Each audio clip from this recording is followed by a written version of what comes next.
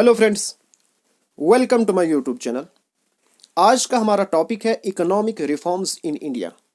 बहुत ही interesting and most important topic है, इसलिए मैं आपको सजेस्ट करूंगा मेरे साथ इस वीडियो के अंत तक बने रहिए।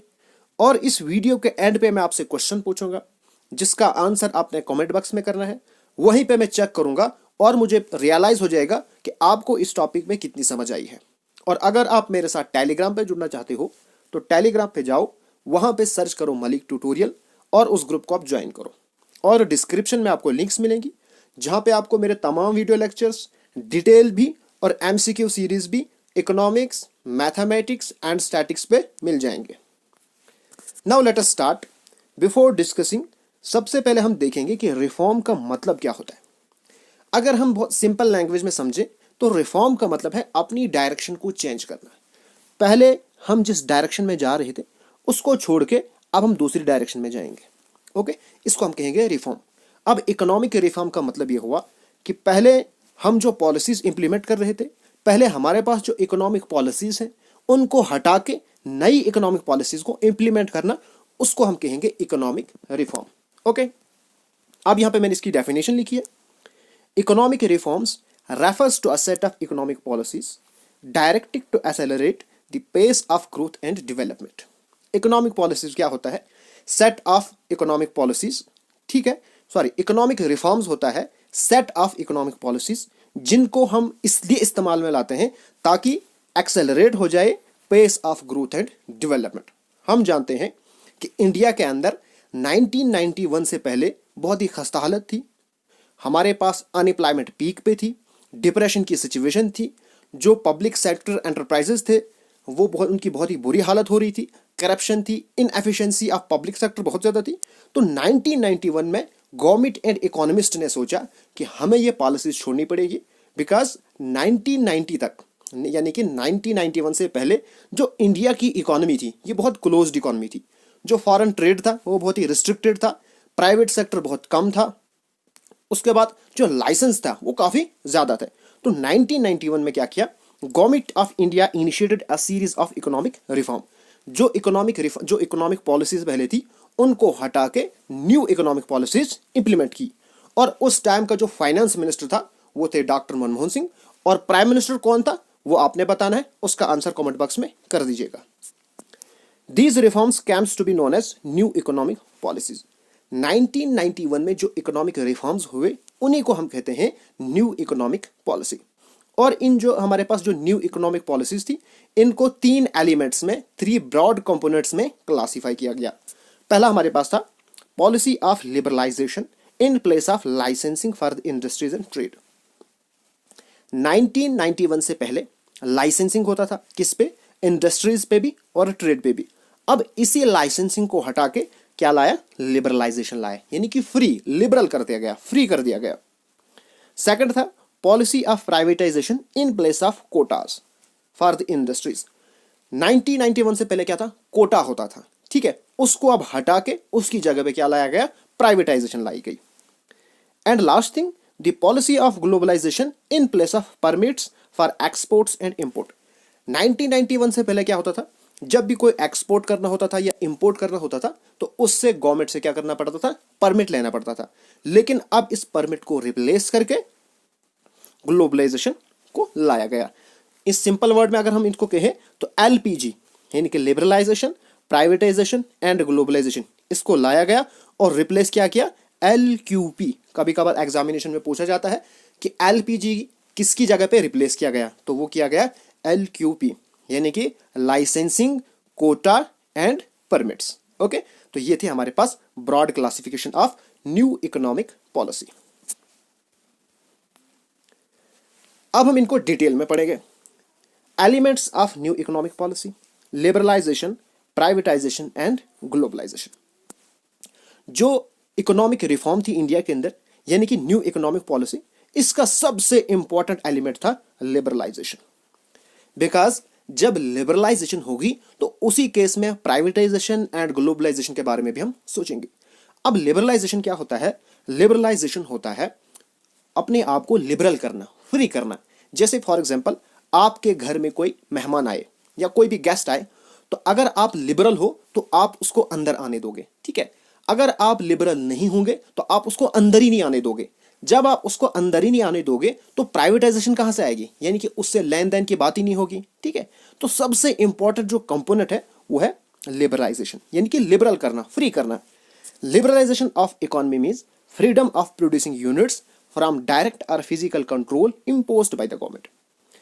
अब 1991 से पहले क्या होता था, गवर्नमेंट से परमिशन लेनी पड़ती थी कि मुझे क्या प्रोड्यूस करना है और कितना प्रोड्यूस करना है।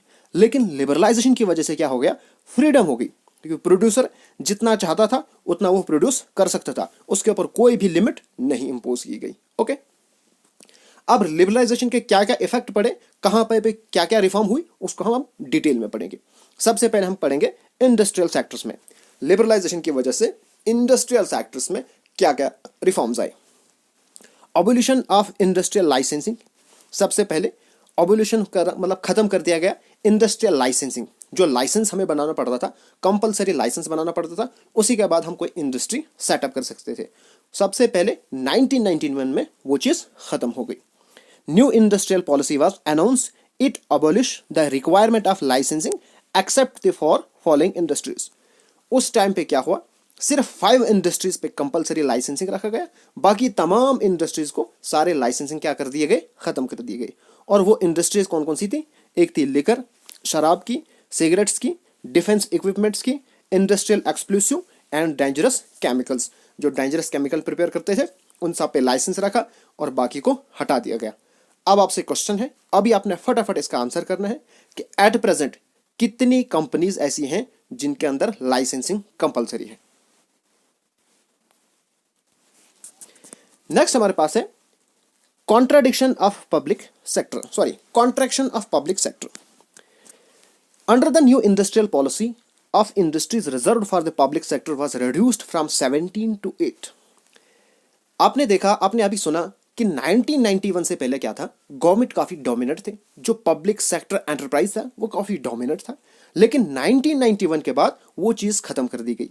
जो पब्लिक सेक्टर के लिए रिजर्व रखी गई थी, जिसे रेलवे आज भी है, वो रिजर्व है गवर्नमेंट के लिए, वहां पे कोई भी प्राइवेट नहीं आ सकता है, ठीक है। इसी तरह से उस टाइम पे 17 इंडस्ट्रीज थी और उनको रिड्यूस करके सिर्फ 8 इंडस्ट्रीज रखा गया, ठीक है।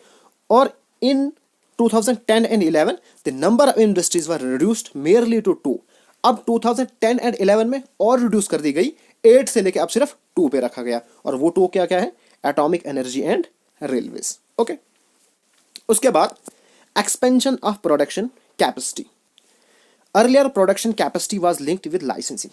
पहले पहले क्या होता था, 1991 से पहले जो प्रोडक्शन करनी होती थी कि मुझे कितनी प्रोडक्शन करनी है, वो होती थी लाइसेंस पे। वहां पे कोटा फिक्स होता था कि आपको जो है इतनी प्रोड्यूस करना है।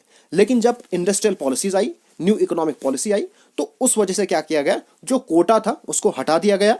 What to produce, how much to produce, क्या आपको प्रोड्यूस करना है और कितना प्रोड्यूस करना है, अब वो बिल्कुल फ्री रहा। वो मार्केट कंडीशन पे, मतलब जितनी डिमांड एंड सप्लाई होगी उस पर डिसाइड होगा, गवर्नमेंट का उसमें कोई भी इंटरफेरेंस नहीं होगा। उसके बाद freedom to import capital goods. 1991 से पहले हमें परमिशन लेनी पड़ती थी कि आइदर हम टेक्नोलॉजी बाहर से लाएं, हम मशीनरी बाहर से लाएं या ना लाएं, ठीक है। लेकिन जब 1991 में पॉलिसीज आई, कोई भी परमिशन रिक्वायर्ड नहीं होती थी for the government to enter into the international agreement. हम एक प्राइवेट हो सकते हैं, ठीक है, हम बाहर से कोई भी एग्रीमेंट में एंटर हो सकते हैं, हमें कोई मशीन होनी है, कोई टेक्नोलॉजी लानी है बाहर से, हमें गवर्नमेंट को पूछने की कोई भी जरूरत नहीं है। तो ये था हमारे पास इंडस्ट्रियल सेक्टर पे लिबरलाइजेशन का क्या क्या रिफॉर्म हुआ। अब हम बात करेंगे फाइनेंशियल सेक्टर की। फाइनेंशियल सेक्टर में क्या क्या लिबरलाइज किया गया, ठीक है, क्या क्या फ्री किया गया। अब financial sectors include banking and non banking financial institutes. अगर हम इंडिया की बात करें, जो फाइनेंशियल सेक्टर है या तो बैंकिंग है या नॉन बैंकिंग इंस्टीट्यूट्स हैं, ठीक है, या हमारे पास स्टॉक एक्सचेंज मार्केट है या फॉरेन एक्सचेंज मार्केट है, ठीक है। सबसे पहले हम पहले को समझेंगे, banking and non banking financial institutes क्या है। अभी तक हमने सिर्फ सुना है बैंकिंग, जो फाइनेंस करते हैं, जो पैसे देते हैं, लेकिन कुछ ऐसे भी इंस्टीट्यूट्स हैं जिनको हम बैंक नहीं कहते हैं, लेकिन वो भी हमें पैसे देते हैं, वो हमें लोन देते हैं। वो कौन से हैं, जैसे हमारे पास एग्जांपल है बजाज फाइनेंस का, मुट्ठो फाइनेंस, ठीक है, और बहुत सारे इंस्टीट्यूट्स हैं। जो बैंक की रिक्वायरमेंट, बैंक की एक रिक्वायरमेंट होती है, ठीक है, वो उसको फुलफिल नहीं करते हैं, लेकिन उनको हम कहते हैं नॉन बैंकिंग फाइनेंशियल इंस्टीट्यूट। कुछ एग्जांपल आप भी कमेंट बॉक्स में करिएगा अगर आपको याद है। In India financial sector is regulated and controlled by RBI. हम जानते हैं कि जो फाइनेंशियल सेक्टर इंडिया के अंदर है उसको कंट्रोल करता है सेंट्रल बैंक, और हमारा जो सेंट्रल बैंक है वो है आरबीआई, यानी कि Reserve Bank of India. Liberalisation implied a substantial shift in the RBI rule from regulator to a facilitator of the financial sector। ये चीज बहुत ही इंपॉर्टेंट है समझने की। 1991 के बाद लिबरलाइजेशन से क्या इफेक्ट हुआ आरबीआई पे? पहले आरबीआई होता था रेगुलेटर, यानी कि रेगुलेट करने वाला, लेकिन लिबरलाइजेशन की वजह से क्या हुआ, अब वो फैसिलिटेटर बन गया, यानी कि फैसिलिटीज प्रोवाइड करने वाला। अब एज ए रेगुलेटर, लिबरलाइजेशन से पहले क्या था? It fix interest rate structure for the commercial bank. आज जब हम बैंक में जाते हैं तो वहां पे जब हम लोन लेते हैं तो वो जो कमर्शियल बैंक है वो खुद ही फिक्स करता है कि आपको इस लोन के ऊपर कितना इंटरेस्ट पे करना था। लेकिन 1991 से पहले क्या होता था, उसको सेंट्रल बैंक करता था कि आपको इतना इंटरेस्ट पे देना है, ठीक है। और बाकी जब भी कोई लोन लेता था कहीं बैंक से तो उस जो कमर्शियल बैंक था वो उसका इंटरेस्ट फिक्स नहीं करता था, जो इंटरेस्ट फिक्स करता था वो करता था RBI। But as a facilitator, after liberalization, RBI would only facilitate the free play of market forces। लेकिन लिबरलाइजेशन के बाद जो इंटरेस्ट है उसको कौन तय करता है? Commercial bank. इसीलिए आपने देखा होगा, अगर आप कभी बैंक गए हो तो जैसे J&K बैंक में अलग आपको इंटरेस्ट रेट पड़ेगा, SBI में आपको अलग पड़ेगा, पंजाब नेशनल बैंक में अलग पड़ेगा। क्यों ऐसा क्यों होगा? बिकॉज हर एक बैंक अब इंडिपेंडेंट है, वो इंटरेस्ट रेट खुद ही तय करता है। वो डिपेंड अप करता है मार्केट फोर्सेस पे, कितनी उसकी डिमांड एंड सप्लाई है। लिबरलाइजेशन आल्सो फॉलोड FII, यानी foreign institutional investor invest in Indian financial market.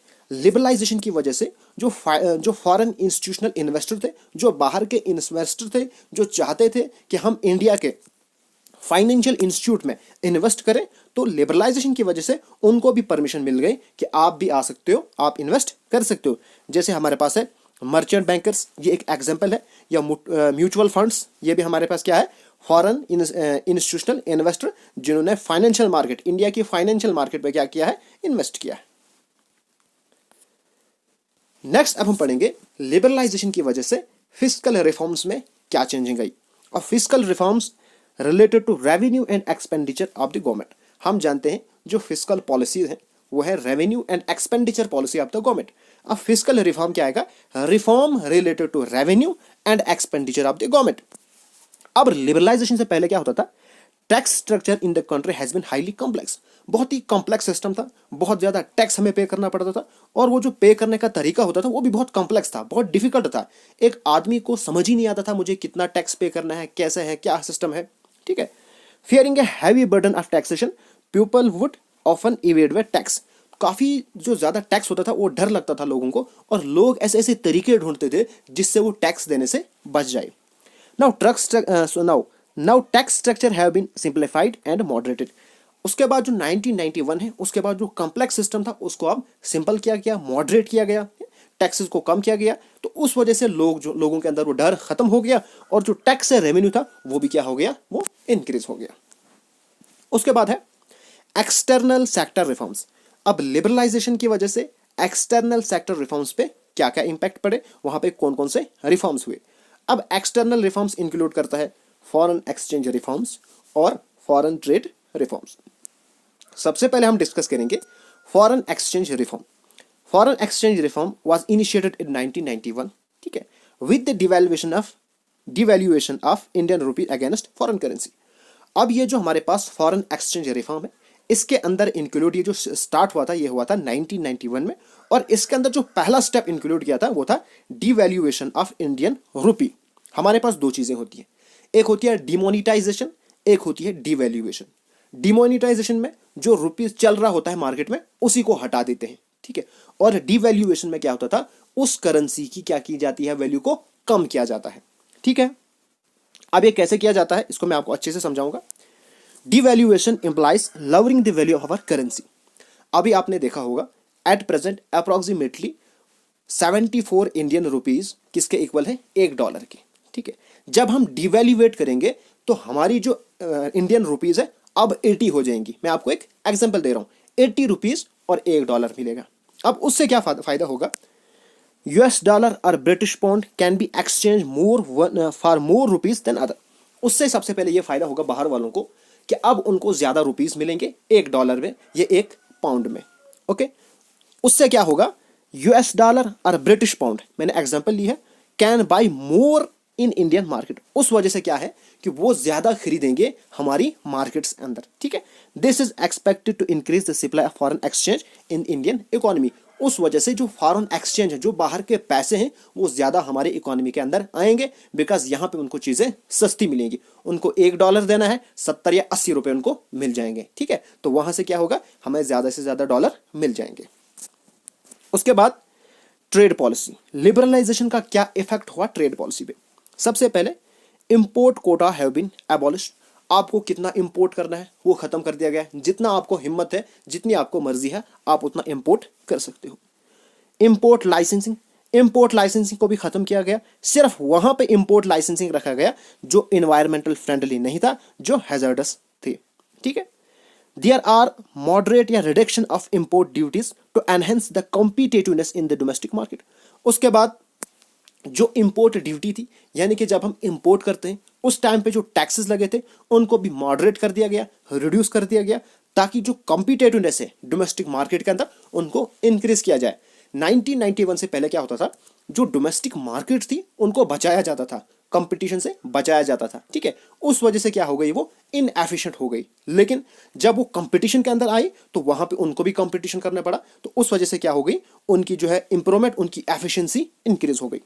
इसी तरह से export duties have been withdrawn.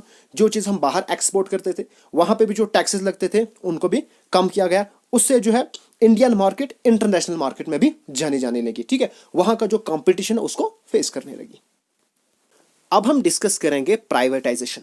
Now privatisation को अगर हम सिंपल वर्ड्स में समझेंगे तो प्राइवेटाइजेशन होता है shift of power of management and ownership from government to private sector.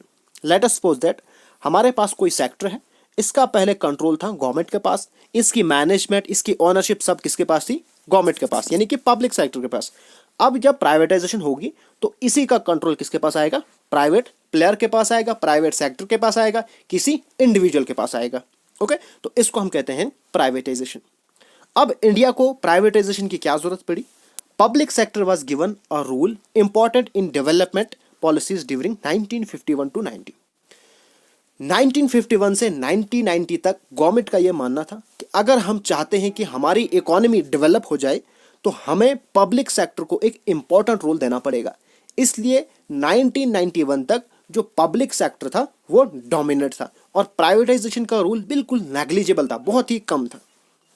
However the performance of majority of the public enterprises was disappointing. लेकिन public sector ने मेजॉरिटी में, सारे की हम बात नहीं करेंगे बट मेजॉरिटी की अगर हम बात करेंगे तो 1990 तक उसने हमें डिसअपॉइंट किया, बहुत ही इनएफिशिएंट था।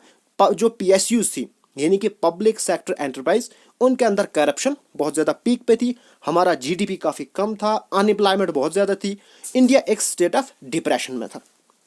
दे वर इंकरिंग ह्यूज लॉसेस, काफ़ी ज़्यादा लॉस हो रहा था उनको। ठीक है, because of inefficient management, because उनकी जो मैनेजमेंट थी वो काफ़ी इनएफिशिएंट थी। अब ऐसा क्यों था, बिकॉज जो पब्लिक सेक्टर था उसका मेन मोटिव था सोशल वेलफेयर। ठीक है, इसलिए वो उतना एफिशिएंटली काम नहीं कर रहे थे, बिकॉज उनका ना ही कोई घाटा हो रहा था ना कोई फायदा हो रहा था।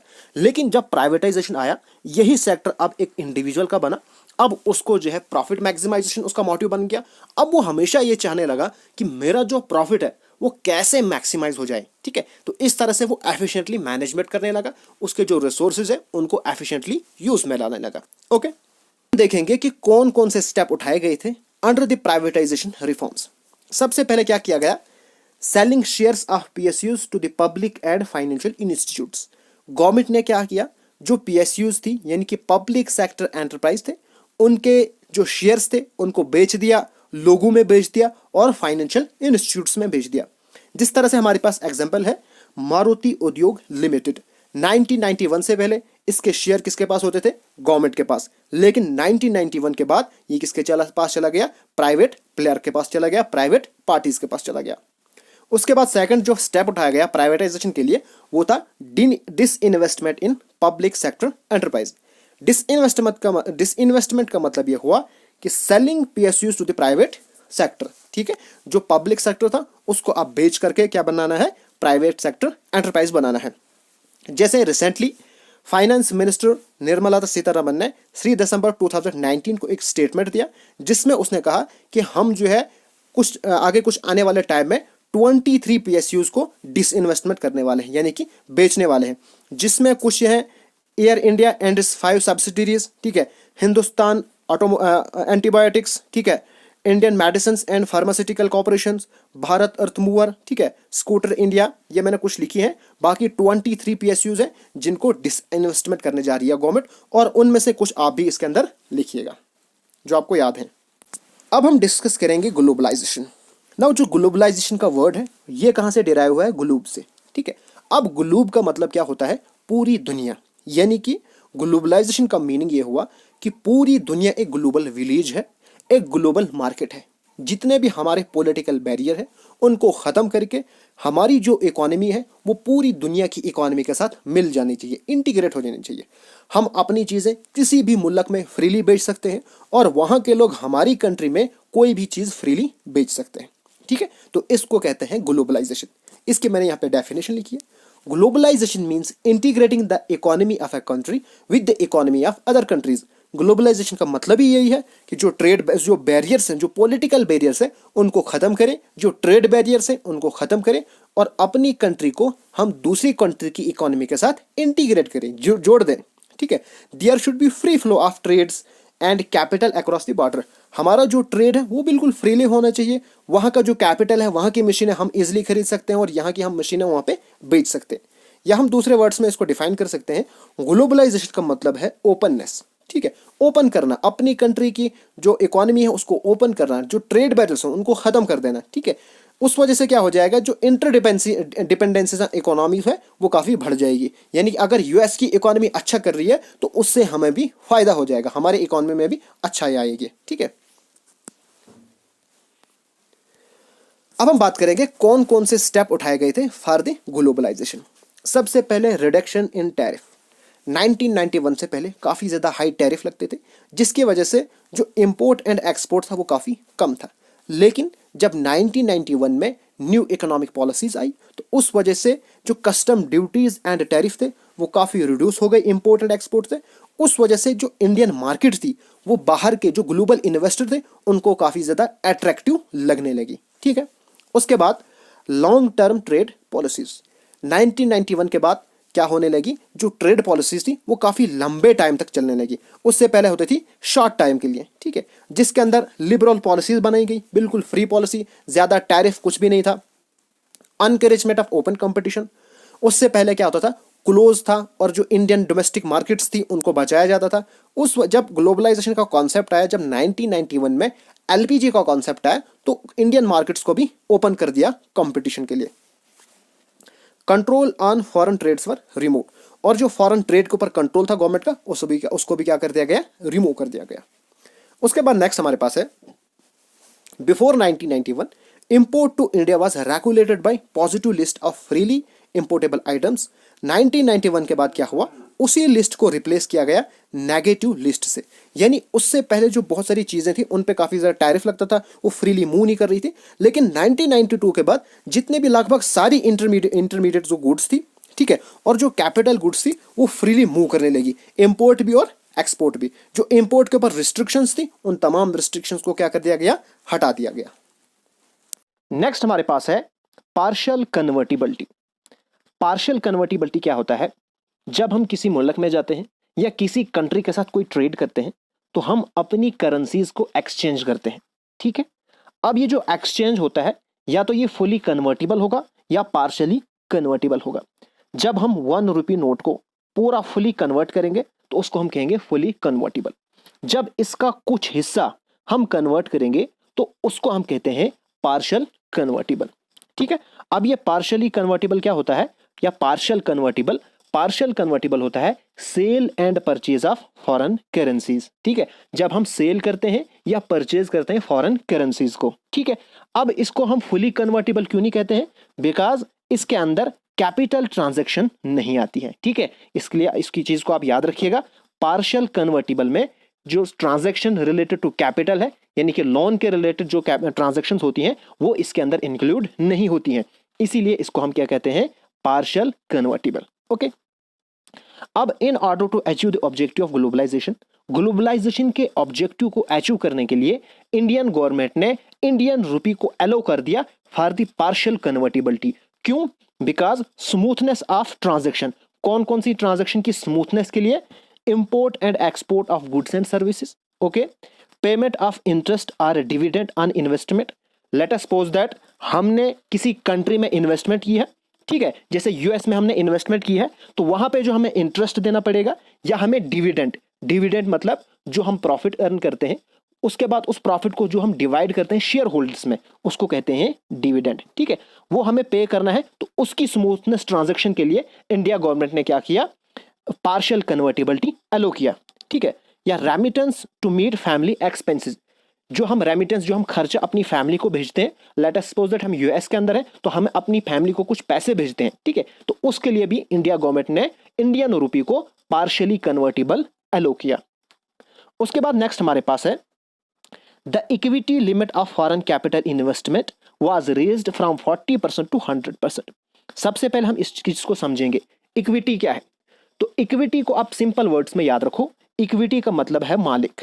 ठीक है, बिफोर 1991 इंडिया गवर्नमेंट कहती थी कि आप 40% से ज्यादा किसी फॉरेन कंपनी में इन्वेस्ट नहीं कर सकते। ठीक है, मतलब तुम किसी फॉरेन कंपनी में 40% से ज्यादा के मालिक नहीं बन सकते थे। ठीक है, लेकिन 1991 के बाद इसको चेंज किया। जो पहले एक्ट था foreign exchange management act FEMA, उसको रिप्लेस किया गया। ठीक है, और उसकी जगह पे कौन सा एक्ट लाया गया? Foreign exchange regulation act FERA, इसको भी आप याद रखिएगा। और इसके तहत आप 50 से लेके 100% तक किसी, जितनी आपको हिम्मत है उतनी आप इन्वेस्टमेंट कर सकते थे। ठीक है, तो ये कुछ स्टेप उठाए गए थे for the achievement of globalisation. तो फ्रेंड्स, अब आपके लिए क्वेश्चन है, अगर आपको इस टॉपिक की अच्छे से समझ आई होगी, अगर आपने इस वीडियो को अच्छे से देखा होगा, तो आप इसका आंसर 110% करोगे। तो फटाफट से आप मुझे कमेंट बॉक्स में करिएगा, मैं वहां पे चेक करूंगा। तो फ्रेंड्स, आज की वीडियो में इतना ही। अगर आपको ये वीडियो पसंद आए तो प्लीज मेरे चैनल को सब्सक्राइब कीजिए और इस वीडियो को अपने फ्रेंड्स एंड क्लासमेट के साथ जरूर शेयर कीजिएगा। Thanks for watching.